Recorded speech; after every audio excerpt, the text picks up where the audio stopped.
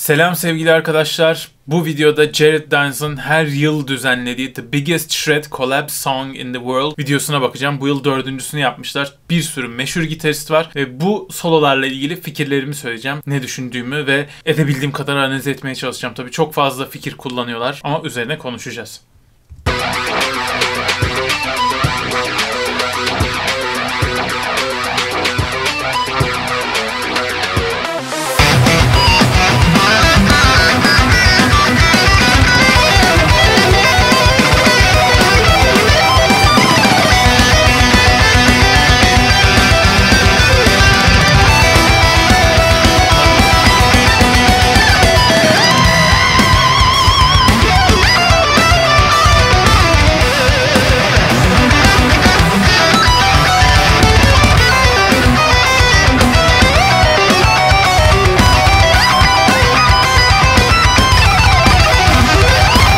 Tam solo bitti diyorsun ama bitmiyor ve bir daha yürütüyor. Bir daha tam bitti derken bir daha yürütüyor. Çok heyecanlı çalmış. Çok güzel fikirler var ve tuşe çok güzel. Özellikle bir tane vibrato var. Hep anlatmaya çalıştım. Kendimin de taklit etmeye çalıştığı büyük net vibratolar. Hep herkese göstermeye çalıştım. Burada kullandığı tel atlama fikirleri çok fazla var. Tabii ki akor seslerini takip eden arpejler, sweepler var. Bir tane böyle Iron Maiden vari bir boş tele pull-off ya da boş tel alternate picking çalma kullanmış. Onu 3-4 kere akorlarda yürütüyor. Sonra bir yere bağlıyor. Aslında basit bir fikirle başlıyor fakat onu güzel bir melodi olarak kullanıyor ve sonra güzel yerlere bağlıyor ve ilerletiyor. Yani giriş, gelişme, sonuç, hatta sonuçta bir ters köşe yapıp sonuç değil bir daha girizgah, bir daha bir sonuç var gibi harmoniklerde tekrar bir girizgah yapıyor ve yani çok güzel yürütmüş soloyu. Çok beğendim bunu. Fikir olarak da tabii değişik aralıklar var.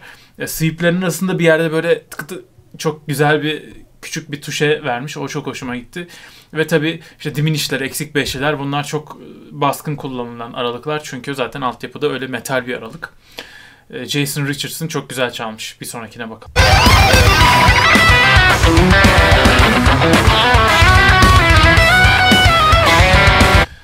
Bu tarz hani biraz daha modern bir tarz gibi. Özellikle metale çok uyduğunu düşünmüyorum. Hani tek başına daha reverb'lü falan filan ambiyans bir durumda güzel oluyor ama bu tarz metal bir backing track için bence çok güzel olmamış. Şuradaki picking'de ama imzasını koymuş eleman. Yani tanımıyorum bu gitaristi. Ichika Nito dinlemedim. Numarasını çakmış orada. Çok temiz, bütün notalar tek tek duyulan bir alternate picking numarası yapmış. Çok iyi duyulmuş orası. Kullandığı aralıklar ilk soloya benziyor. Yani yine diminishler, eksik beşliler.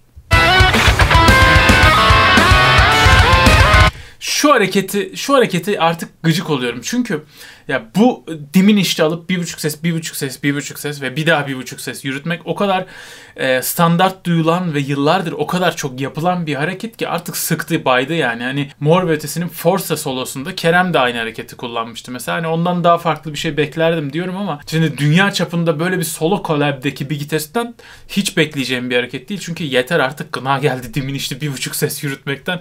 30 yıldır sürekli aynı numara.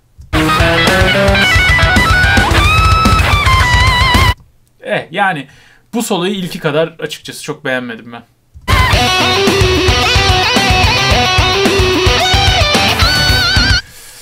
Of. Dudu zaten çok beğeniyorum bu herifi. Çok iyi bir gitarist bence ve YouTube videolarını da seviyorum bu adamın. Karakterini de seviyorum, konuşma tarzını falan. O band çığlık attıran harika bir band olmuş ve ton da çok güzel. Tabii Vemi Bar'la yaptığı numaralar da harika. Çok yaratıcı kullanmış. Ya bu herif çok iyi bir gitarist. Gerçekten o band ve o vibrato böyle insanın içinde bir şeyler canlandırıyor ve gerçekten heyecanlandırıyor. Bir daha dinleyelim orayı.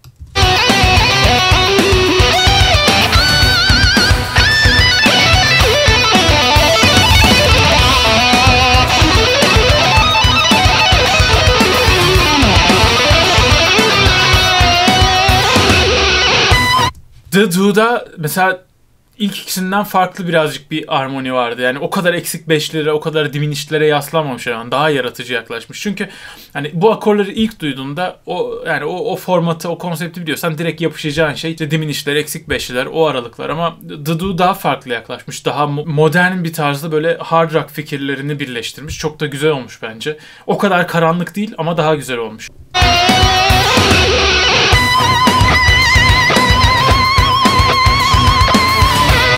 Hiç görmediğim daha önce bir Vemi bar tipi. Sanki arabanın amortisörünü söküp oraya takmış. Gitarında yarısı yok. Hadi bakalım.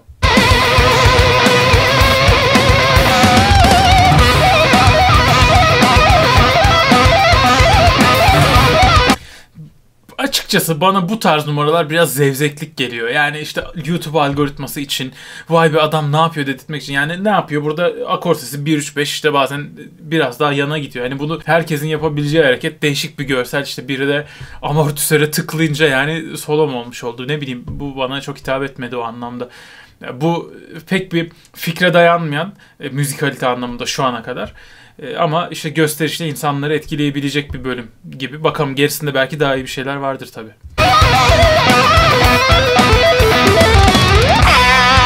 Valla Rob Scallon bence dünya çapında böyle bir video için zayıf kalmış. Yani biraz gösterişe odaklanmış adam. Pek de bir numara yok bana soracak olursanız.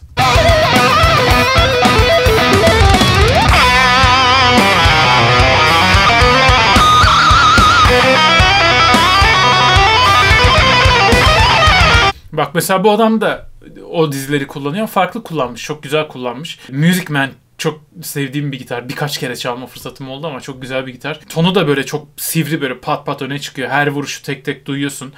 Çok güzel çalmış. Biraz Marty Friedman havaları sezdim bu arkadaşın da çalımında. O pentatoniği iyice Japon tadında duyurmak çift sesiyle falan. Şu hareket falan da tam böyle Megadeth'in Marty Friedman zamanlarında çok kullandıkları hareketlere benziyor. Oo, baba geldi. Dur bakalım ne yapacak.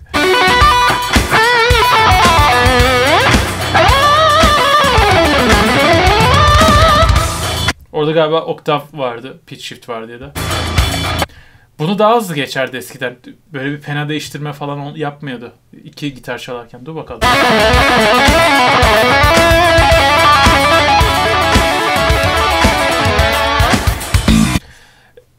Davey geldi. Neyse, Michelangelo Batio ile ilgili söyleyeyim.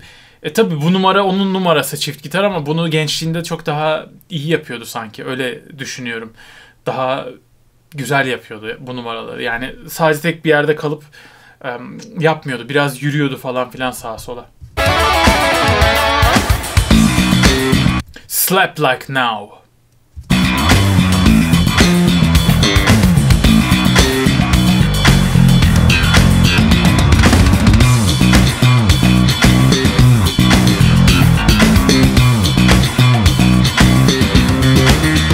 Davey de bunda çok, tabii adam hayvan. Ya dokunduğu zaman bas gitar görülüyor. Çok iyi bir tuşesi var herifin. Zaten yani yoksa dünya çapında bir bas gitarist olmaz. Tabii Davey'yi ben ayrı severim. Biliyorsunuzdur takip eden arkadaşlarım, YouTube karakteri olarak, ve çok da iyi bir basçı. Burada bence tam potansiyelini göstermemiş. Niye? Slap yapacağım ve slap göstereceğim diye sürekli oktavlardan yürümüş. Hani daha farklı numaralar yapabilecek bir adam Davey. Biliyorum yani potansiyeli çok yüksek herifin. Yani müthiş bir bas gitarist hatta, öyle söyleyeyim. Şimdi bu adamın girişi bir başka oldu açıkçası. Yani ben Davey'i ne kadar daha çok sevsem de Charles'la ikisinin atışmaları da var bu arada. Bu biraz daha iyi girdi şimdi. Daha çünkü orijinal fikirlerle.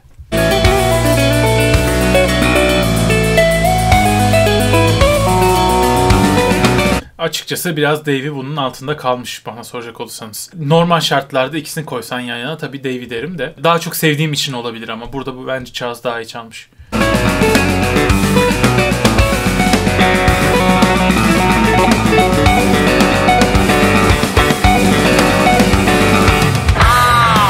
Yani tam ne fikir kullanıyor aslında çok ona dikkat etmedim. Çünkü çok güzel çalmış. Kendimi akışına bırakıp dinledim. Yani hiç ne aralık kullanmış, hangi tekniği kullanmış umurumda olmadı. Vay be herif ne güzel çalmış dedim. Bence aslında bu çok önemli de bir şey. Ya herif ne güzel sweep picking yapıyor dedirtmekten ziyade, vay be herif ne güzel gitar çalıyor dedirtmek bence önemli. Çok sweep picking yaptığını atıyorum ortaya çıkıyor. Burada adam evet yapıyor, tappingler bir şeyler yapıyor ama müziğin ve çıkan sesin güzelliğine odaklanıyorsun.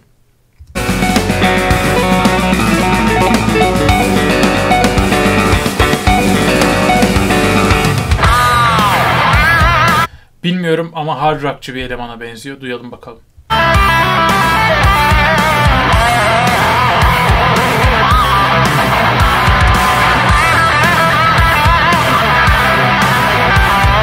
tonu böyle bir plugin'den falan ayarlamış herhalde. Çok ayırt edilmiyor ne yaptığı.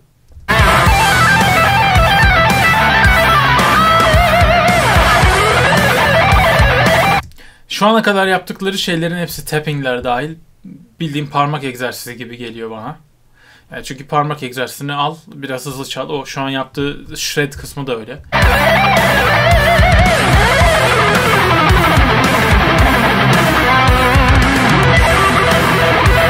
Sweep de aynı şeyi yapıyor. Yani bu arkadaş sürekli çalıştığı parmak egzersizlerini çalmış soloya.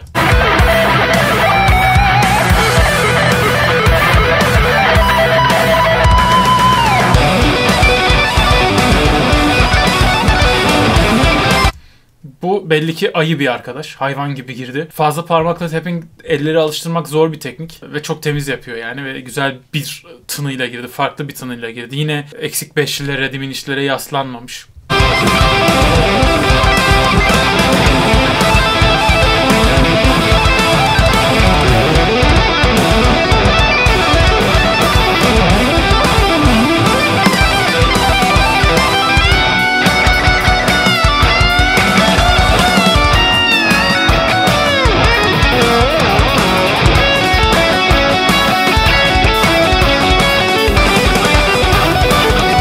Burada nota değerlerinde oynaması çok güzel ve beklenmedik aralıklara gidip seni böyle bir kaşını kaldırıyor yani. O beklemediğin bir sese gidiyor Adem'im. Mesela demin Tiz'de yaptı. Ve sonra işte o altyapının kesikliğiyle birlikte işte üçlemeler, 16'lık üçlemeler falan ya da 16'lı 32 nota değerleri arasında oynaması çok ilginç kılmış oradaki varyasyonu, ritmik varyasyonu.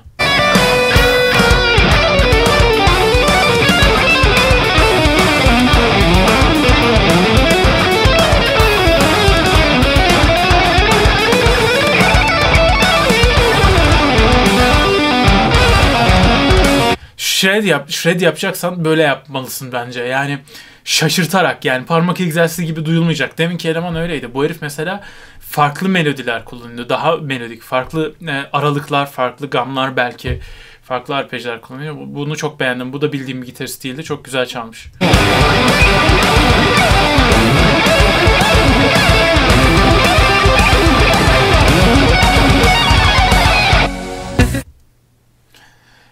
Beğendik onu. Evet, Felix Martin.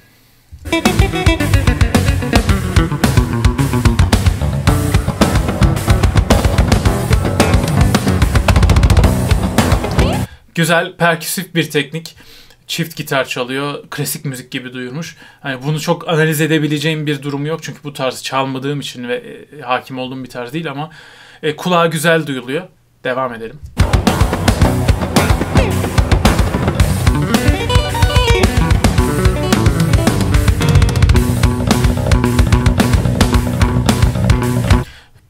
Bu sesin böyle tane tane duyulması için parmakların bayağı çekiç gibi. Hepsi demek ki bayağı kuvvetli vuruyor bunların. Zaten görüntüde de çok sağlam görünüyorlar. Yoksa bu notaların hepsini tek tek duyamayız. Bu tarz şeylerde de zor olan olaylardan birisi o. Notaları tek tek duyurmak ki adam duyurmuş yani.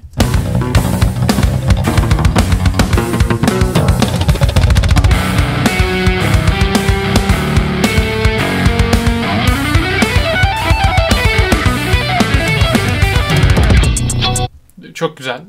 Gayet güzel. Orijinal bir numara yapmış. Scotty LePage. Duymadım. Dinleyelim.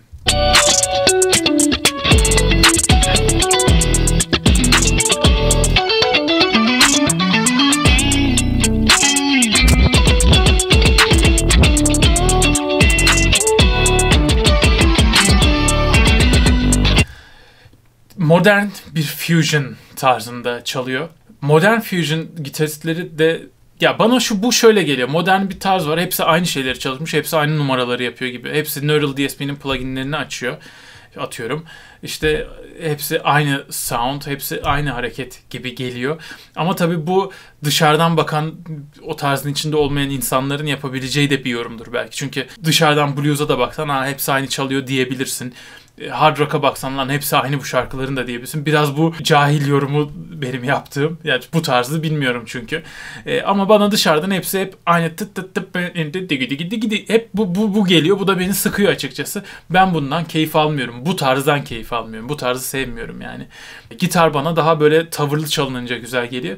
Bu tamamen kendi fikrim elbette. Tabii ki bu tarzı çalmak çok büyük bir emek. O tarzı sevenler ve çok iyi icra edenler var. O ayrı.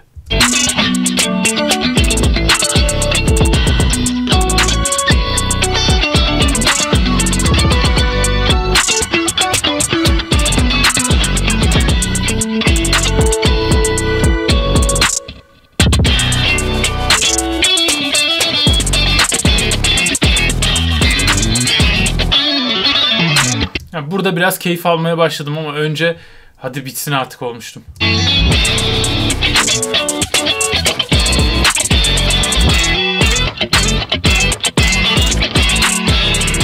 Yine sıkmaya başladı.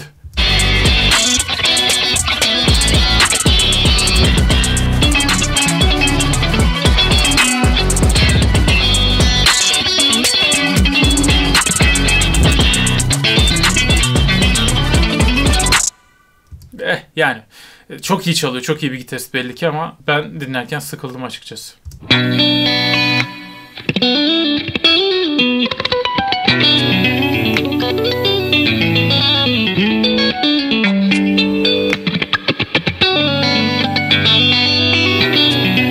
Mesela bu adamın tonu daha güzel ve daha keyifli kullanmış. O da modern çalıyor. Daha modern bir şekilde yaklaşmış. Tonu da öyle zaten.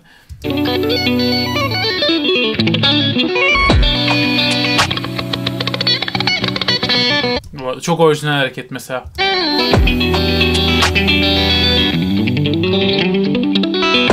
Ne kadar temiz ve rahat yürüyor oraları.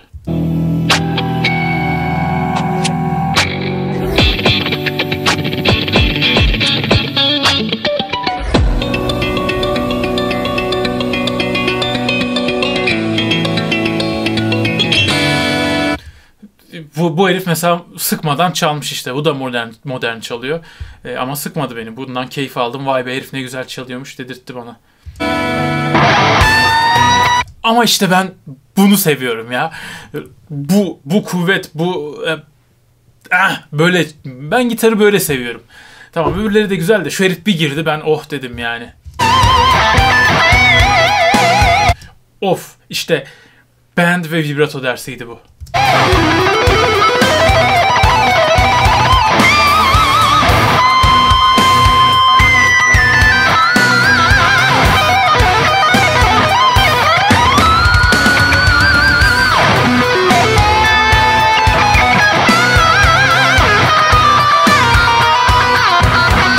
Biraz atonal numaralar da var diminishlerin yanı sıra.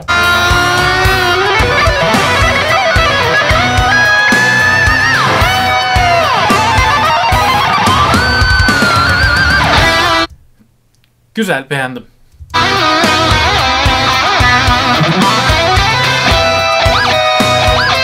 Çok güzel. Bir herif bir fikir bulmuş, onu almış ve geliştirmiş. Yani shred yaparken de bunu unutmamak lazım.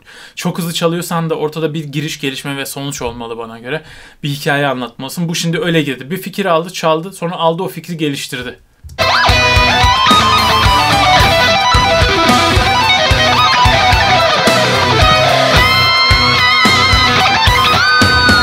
Bu son kısmı biraz Malmsteen'in bazı hareketlerini andırmış. Ama olur o kadar tabii.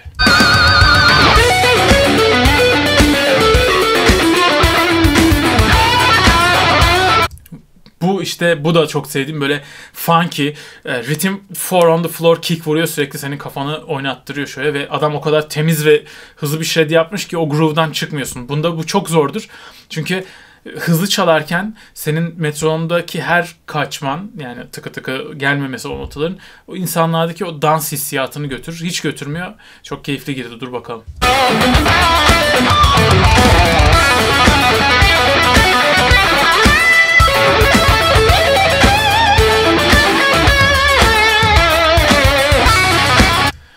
Jared Dines geldi. Süper. Ama bir önceki bu Meksikalı kardeşimizi çok beğendim. Hiram Hernandez. Daha önce duymamıştım. Tonu da çok güzel. Böyle parlak parlak keskin önde. Çok iyiydi. Hadi Jared Dines'i dinleyelim. Yani bu herifi beğendim.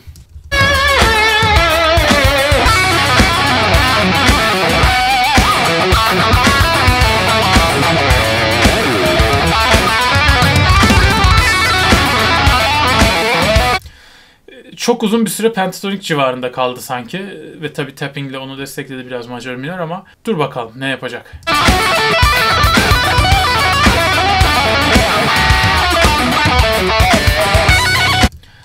Valla açıkçası Jared Dines''ı heyecanla bekliyordum. Çok daha iyi bir şeyler yapar diye ama çok basit fikirler kullandı. Yani al pentatoniği biraz tapping çalış, onu biraz ıslandır, bunu yaparsın. Ki bu herif çok iyi bir gitarist, yani hepimiz biliyoruz zaten. Ondan daha fazla şey bekliyordum açıkça söyleyeyim. Sonra Stevie T vardı bu arada. O herifi YouTube karakteri olarak sevmiyorum. Çok yapmacık geliyor bana, çok yapay geliyor ama çok iyi bir gitarist ya. İnanılmaz çalıyor. Bakayım yani onu da heyecanla bekliyorum.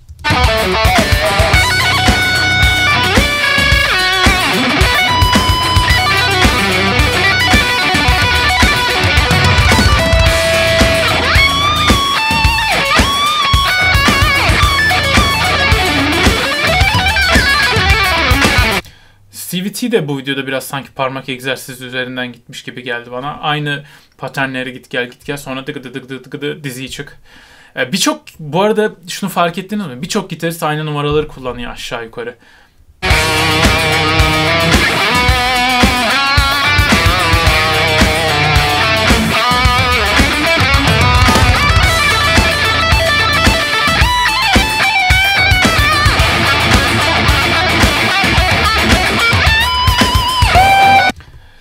Güzeldi. Stevie T'ninki daha güzeldi bence Jared Dines''a göre ama yine daha fazla şeyler beklediğim bir gitarist olduğunu söyleyebilirim Stevie'nin de.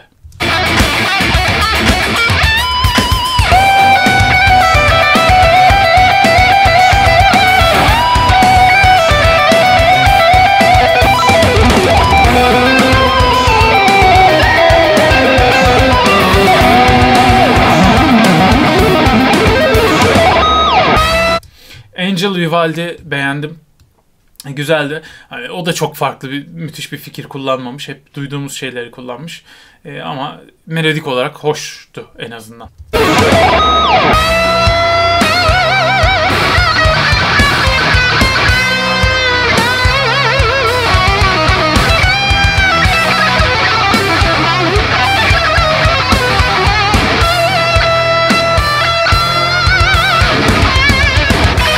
Matt Heafy niye böyle bir video çekmiş onu anlamadım. Yani videonun çok küçük bir kısmında çaldığı gitar görünüyor. Daha çok kendi kafası ve en çok da mikrofon görünüyor. Video biraz saçma olmuş. Tavır çok iyi. Tavır çok iyi ama çok acayip bir numara yok. Yine duyduğumuz melodiler videonun başından beri.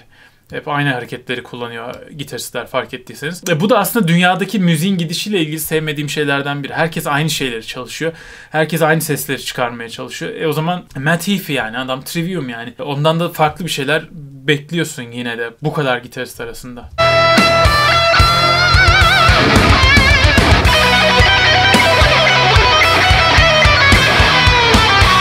Bu da biraz Marty Friedman, Megadeth'in modernize versiyonu gibi girdi. Güzel ama.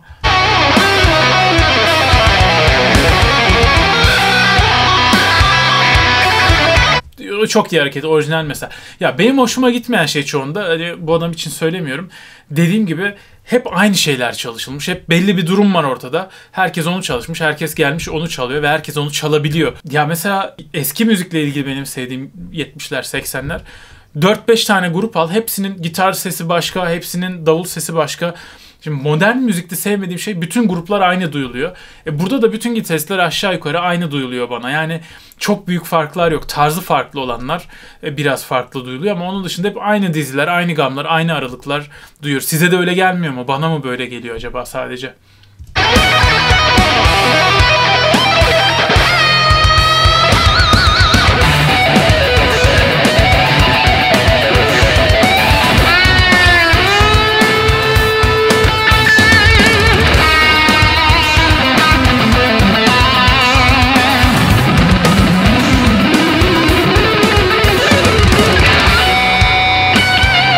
Çok iyi bir tavırla çalmış herif. Tonu da çok güzel. Ve shred'i yaparken dizi içinde bir iki farklı ses aldığını duydum. O da enteresan tınladı.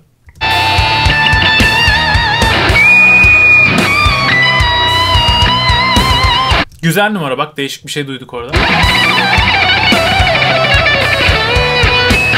Şu dizi çıkma hareketini yapmayan gitarist yoktu dikkat ettiyseniz videoda. Hepsi yaptı istisnasız.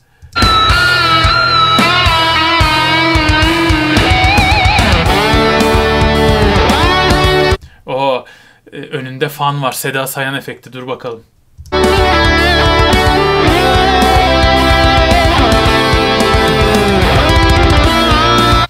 Bak bu adam farklı bir şekilde girdi. Bir melodi yaptı.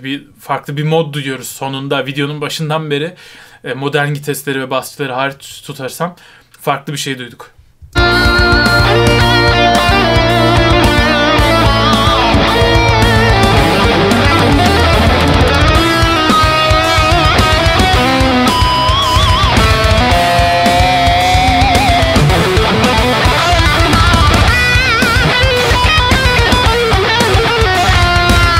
Yine Megadeth'ler geldi biraz.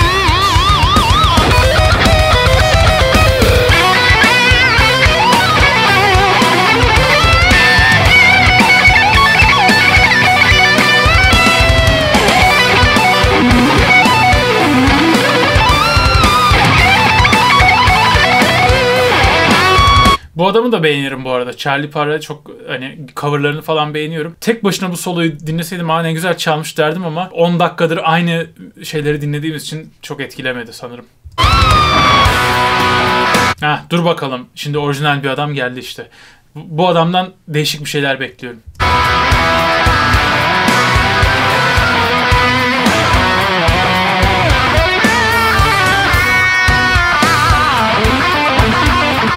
Evet, değişik bir şeyler.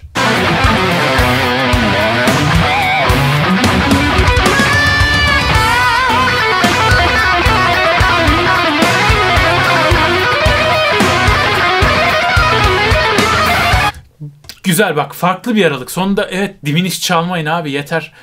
Herkes de duyduk, bu adam farklı bir şey çalıyor. Doğru adamdan doğru şeyi beklemişiz demek ki. Güzel. Biraz daha farklı aralıklar duyuyoruz sonunda.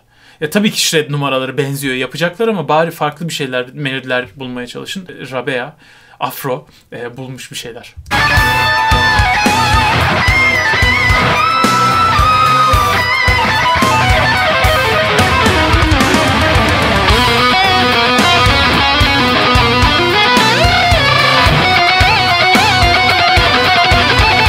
Bu arkadaş da değişik bir şey bulmuş ama yine de aynı hareketi yaparsa, ki öyle duruyor.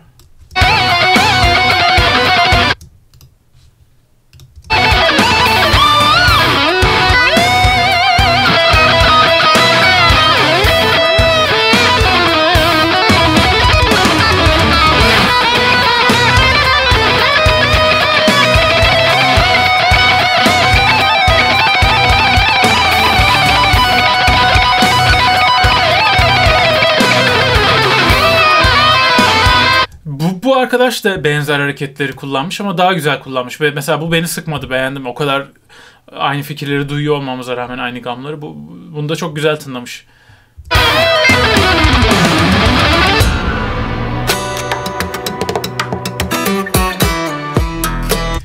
Margin'i takip ediyorum Instagram'dan, takip ettiğim bir arkadaş. Fakat bana bu müzik şöyle doğal gelmiyor.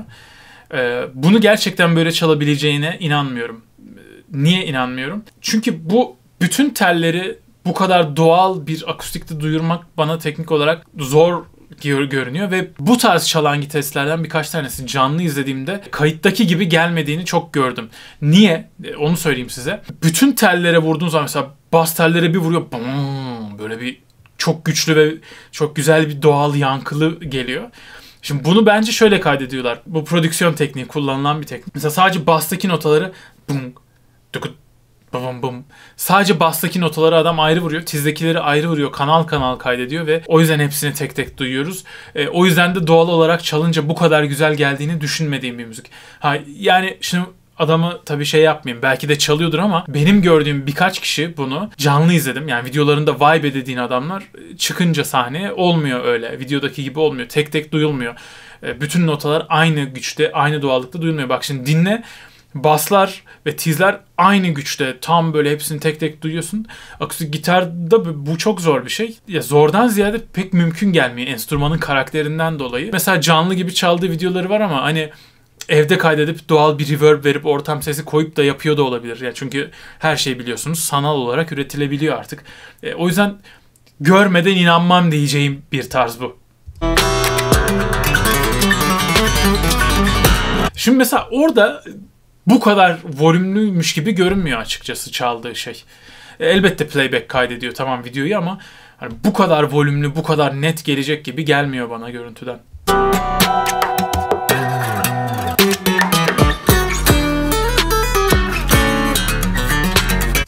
Yani size nasıl geliyor? Siz de yazın yorumlara, merak ediyorum. Bana hani video ile sesin birbirine uyumu doğal gelmiyor yani. O kadar kuvvetli bir vuruş bence yok orada. O alınmış mikrofonla ve büyütülmüş. Bu arada bütün bunların dışında tabii ki tarzın isteği bu olabilir. Yaptığı şey de inanılmaz tabii. Yani isterse kayıt, isterse prodüksiyon yapsın. Çok orijinal, güzel duyulan bir tarz ve bu herif bunu iyi yapıyor. O ayrı.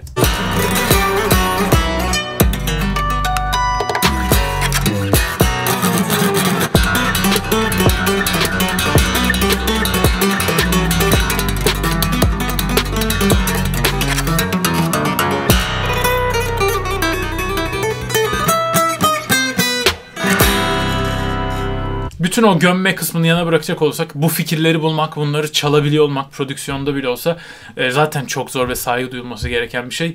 Zaten o kadar kolay olsa herkes yapardı. Her halükarda çok iyi bir iş çıkarmış adam. Ve videomuz bitmiş. Son gitaristimiz. Genel kanımı şöyle özetleyeyim. Aynı şeyleri duymaktan ben sıkılıyorum açıkçası. Farklı şeyler duymak istiyorum. Birkaç kişi vardı arada değişik fikirler uygulayan. Ya çünkü şöyle herkes belli şeyleri çalışıyor, aynı şeyleri çalışıyor. Herkes aynı ekipmanları veya aynı pluginleri kullanıyor ve herkes aynı sound'u almaya çalışıyor. Benim eski dönem müziğiyle ilgili sevdiğim şey bunun böyle olmaması. Herkes farklı şartlarda, farklı ekipmanla, farklı yaklaşımlarla kayıt yaptığı için işte Aerosmith'in gitarı ve davulu, vokali her şeyi farklı. İşte başka bir grubun İşte Guns N' Roses'ın bambaşka, Queen'in bambaşka. Hepsinin kendine has soundları var. Ama şimdiki modern grupları, modern YouTuber'ları, modern müzikleri dinlediğim zaman hepsi aynı şeyi yapıyor aslında bana soracak olursanız. Çünkü bir yandan bu tutuyor. Spotify'ın, YouTube'un, Facebook'un, Instagram'ın bize empoze ettiği algoritma sebebiyle insanlar popüler olmak, müzisyen olarak hayatta kalabilmek ve kendilerini duyurabilmek için bunları yapmak zorundalar gibi geliyor bana. Bir yandan biz hepimiz aslında bu sistemlerin, algoritmaların kölesiyiz artık bu dönemde ve bu videoda bana bunu birazcık daha net gösteriyor. Arada birkaç tane çok enteresan fikir sunan insan oldu. Şu yüzden enteresan diyorum. Hepsini ayrı ayrı dinlesem çok beğenirim, eminim buna. Ama arka arkaya dinlediğim zaman lan herkes aynı şeyi çalıyor diyorum aşağı yukarı. Beni sıkan bu oldu ve bazılarından da daha iyisini bekliyordum açıkçası. Genel olarak olumsuz konuştum ama çok beğendiğimde çok birkaç tane gitarist vardı. Ya tabii ki bu heriflerin hepsinin seviyesi çok yüksek olduğu için, beklenti yüksek olduğu için böyle konuşuyorum. Yoksa tabii ki yaptıkları şeyler inanılmaz. Teknikleri, hakimiyetleri inanılmaz ama birçoğunun birbirine benzemesi beni rahatsız eden şey burada. Ben mi böyleyim? Ben mi yaşlanıyorum? Ben mi çok eski kafa kalıyorum? Sizin bakış açılarınızı o yüzden yoruma bekliyorum, rica ediyorum ve merak ediyorum. Yani genç arkadaşlarım ne düşünüyor bu konuda? Ben böyle bir müzikle, daha doğal, daha organik bir müzik dinleyerek büyüdüğüm için bu müzikler bana çok aynı ve çok doğal olmayan şekilde geliyor. Yani insan faktörü azalmış, herkes aynı şeyi yapmaya çalışıyor gibi hissediyorum. O anlamda sizin düşüncelerinizi gerçekten merak ediyorum. Yazarsanız yoruma çok sevinirim. Videoyu beğendiyseniz beğenerek destek olabilirsiniz. YouTube kanalıma henüz abone değilseniz abone olup bildirim zilini açabilir. Böylece koyduğum bütün videolardan anında haberdar olabilir. Canlı yayınlarımdan anında haberdar olabilirsiniz. Müzik Üniversitesi'nde gitarla, elektro gitar, akustik gitar, armoni, müzik teorisi, şarkı söyleme, şarkı yazma gibi birçok konuda kurslar hazırlıyorum. Ve tek bir üyelikle bütün kurslara erişebiliyorsunuz aynı Netflix gibi. Ve benden geri bildirim alabiliyorsunuz çalım videolarınızla ilgili. Canlı yayınlarımda sizin yolladığınız videolara geri bildirim veriyorum Müzik Üniversitesi öğrencilerine. Buradaki kurslarıma göz atabilirsiniz. Gitar Muhabbeti Facebook grubumuz ve Discord grubumuz var. Buradan topluluğumuza katılabilir ve siz de bu topluluğun bir parçası olabilirsiniz. Linkler videonun açıklamasında var. Buradan katılabilirsiniz. Kendinize iyi bakın. Rock'n'roll'la kalın. Sonraki videolarda görüşmek üzere. Hoşça kalın.